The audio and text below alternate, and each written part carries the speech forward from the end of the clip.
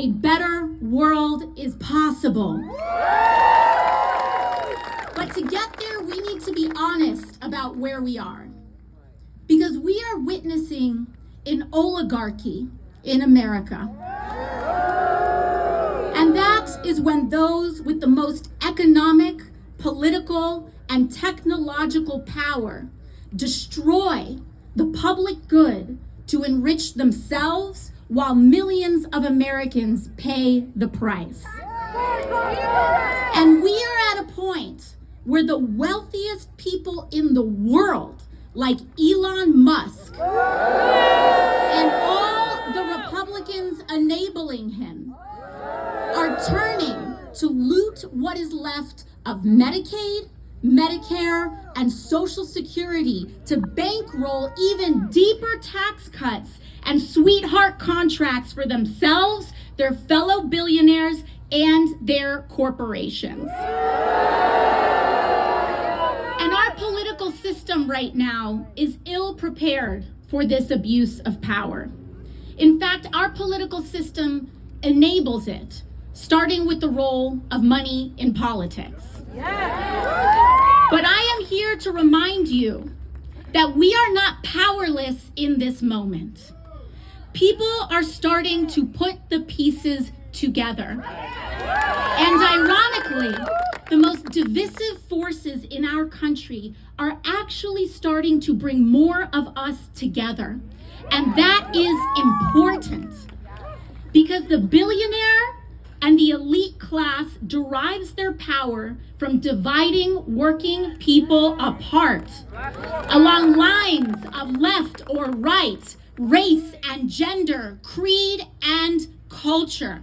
They will throw every label and judgment and cultural debate at us in the book to keep us distracted and from realizing that the only division that is truly hurting our country the most is the endless greed by those at the very, very top at the cost of everyone else.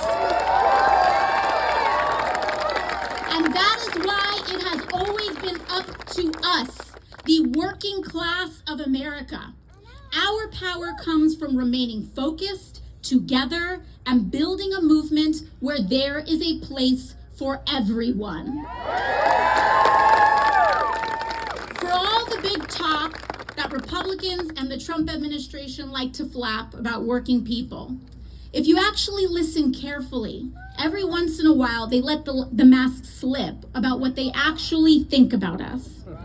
You know, just last week, President Trump's lawyer, her name is Alina Habba, she went on television, and when she actually had to be faced with explaining her job, and when she actually had to be faced with doing her job, this is what she had to say.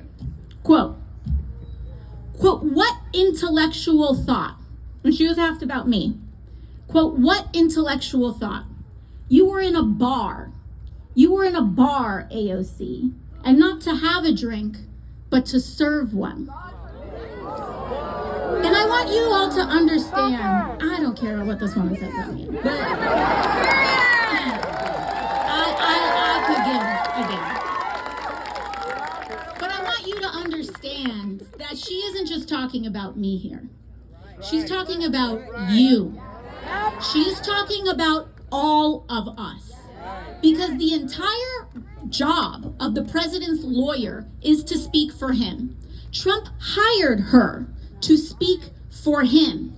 So imagine what it means for our country that the president's own lawyer cannot even conceive of a working class person being intelligent simply because of the job that they have.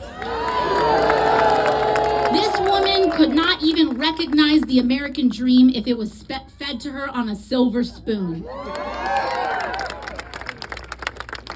But understand that this kind of disdain for working people by the most powerful people in this country doesn't just come from not being raised right.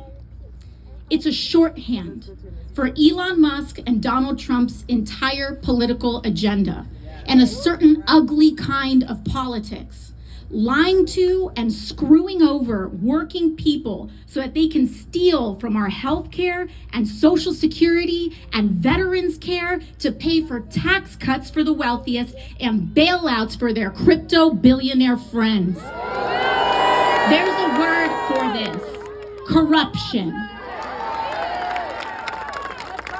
And seeing all of this stack up, how overwhelming and brazen and selfish this all is, and the constant barrage of headlines and phone notifications pinging all day long, it's enough to make even the best of us give up. It's enough to make anyone want to give in to despair. And trust me, I get it.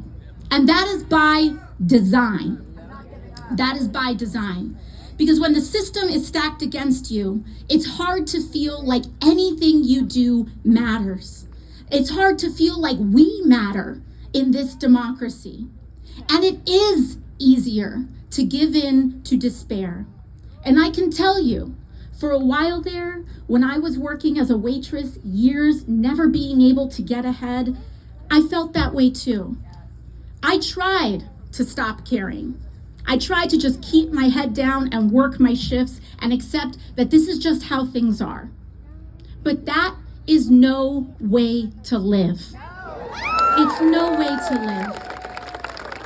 And what I do know is that the working class does not have to live like this. In fact, we cannot live like this. And Donald Trump sees the immense pressure that working people are under. But his answer is to create an America where every man is for themselves. Now that he's in power, we can see it clear as day. He's handed the keys to Elon Musk and is selling this country for parts to the richest people on the planet for a kickback. And in exchange, they will bankroll his campaigns and those of his allies. They scratch his back, he scratches theirs, and the rest of us are left behind. And the clever thing is that the clever thing that these guys sell is making people like you and me think that we're just one step away from being in that club too. Grindset mindset, right? Except their spoils are not earned. They are not working for these billions. They are stealing these billions. Just look at what Elon Musk and Donald Trump are doing to our health care, our veterans benefits, and Social Security. In order to pay for even more tax cuts for billionaires, they are slashing the programs that we have spent a lifetime paying into. And mind you, even if you aren't on Medicaid or Medicare, it raises your private insurance costs too. So every single House Republican voted to cut Medicaid. And now they're all scared. They're saying, we didn't say that. We didn't do that. Also, let me tell you something. If I ask you, let me see. Do we have a kid around here? Okay, can I ask your son a question? Very simple question. What is 10 minus 4? I didn't say 6. I didn't say 6. That's what Republicans are doing with this budget. And what's your name? Bryce? Bryce's life depends on Medicaid. And all of us are here for Bryce, aren't we? That's what this is all about. That's what we're here for. We're here for Bryce. We're here for Bryce's mom. We're here for you. We're here for me. Because at some point, every one of us is going to need help. Every one of us. There's not some other people or every one of us. And that's what community is about. And in order to pay for even more of those tax cuts for billionaires, they're slashing programs like the Medicaid that Bryce relies on. And every single Republican voted for it. You see, these budgets aren't just fights about numbers. They are fights over our values that define us as a country. Medicare, Medicaid, and Social Security were promises that we as a people have made to each other about what kind of country we are and who we are. It's not handed down from a politician or a billionaire. This is about the promises we make to each other. From neighbor to neighbor, from father to daughter, from friend to friend.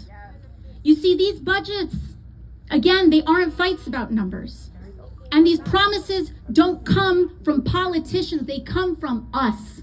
And they are promises that we make to each other. So to me, the strength of our country is not just measured by the height of our best days. It's also about who's there for us on our worst day. And that is why I'm here with you today, Las Vegas.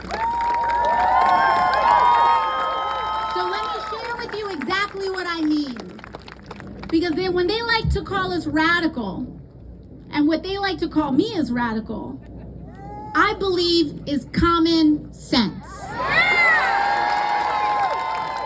I believe that when a person gets sick, they shouldn't go bankrupt in the wealthiest country in the history of the world.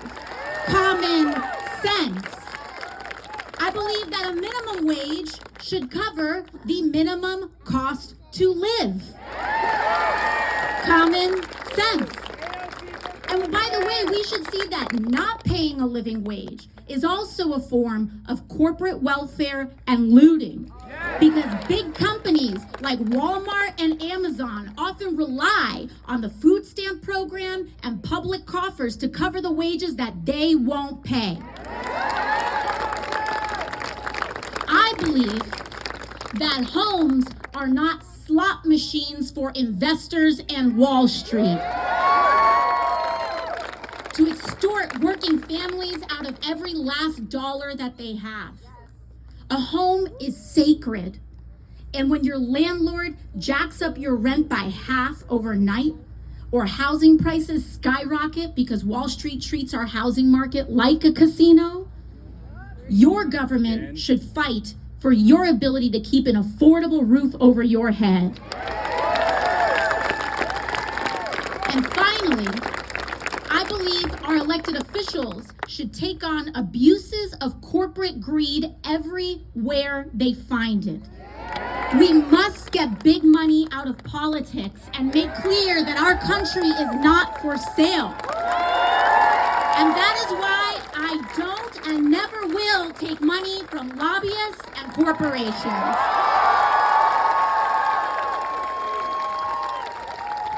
You know, Fox News and the right wing will have you believe that these American values are something out of the Communist Manifesto.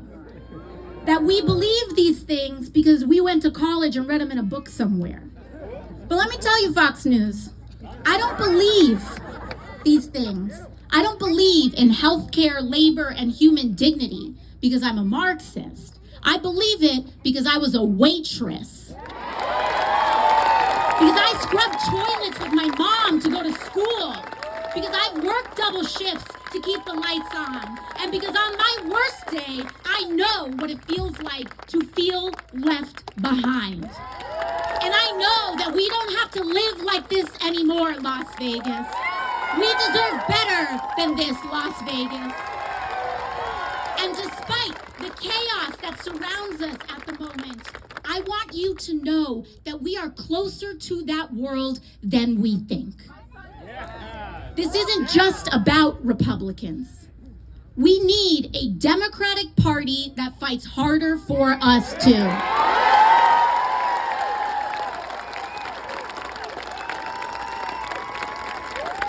But what that means is that we, as a community, must choose and vote for Democrats and elected officials who know how to stand for the working class.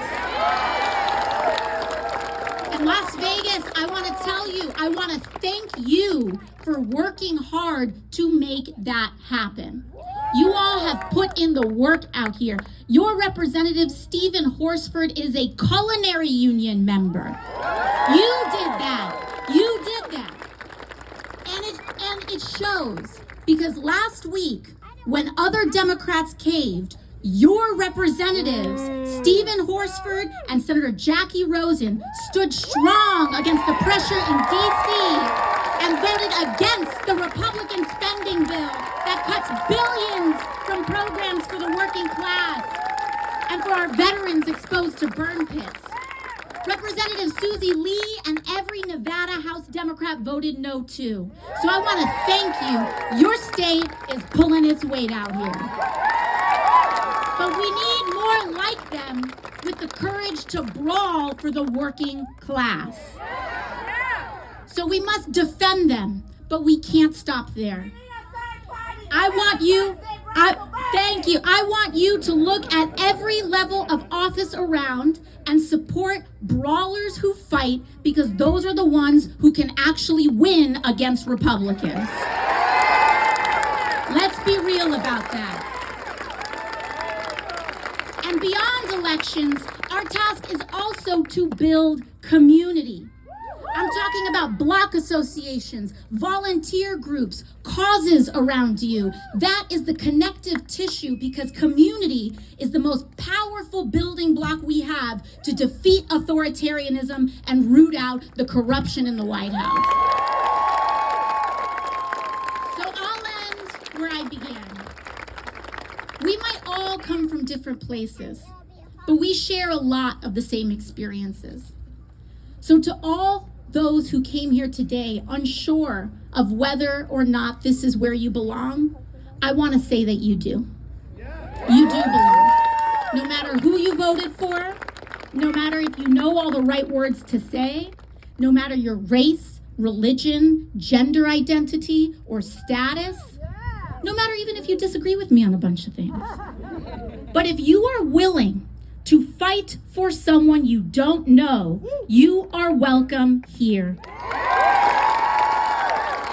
If you are willing to fight for the working class, regardless of who they are, how they identify, or where they come from, you are welcome here.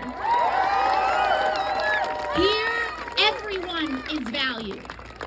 But I will say this: those leaders on either side of the aisle who are willing to put their fellow Americans down so that they can get ahead or feel better about themselves, they may best find a home somewhere else.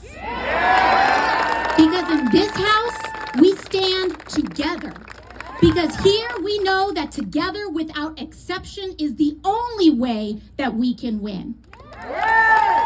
So no matter how you identify or what you believe, especially out here, if you're a trans kid or a family of a trans kid, an LGBT family, we can't throw you under the bus in order to win. In fact, we can't win without you. And I want you to know that the world needs you.